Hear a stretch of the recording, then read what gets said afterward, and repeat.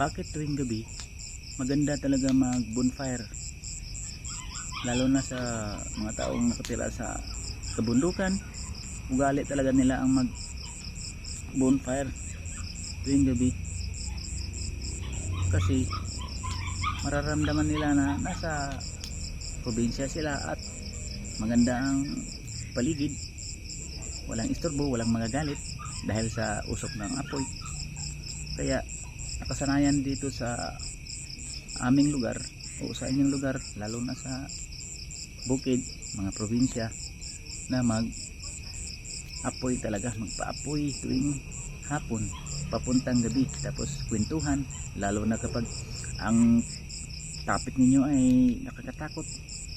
Magandang ano yan, magandang topic yung mga horror story tuwing gabi, lalo na sa mga kakahuyan na bahagi ng inyong lugar.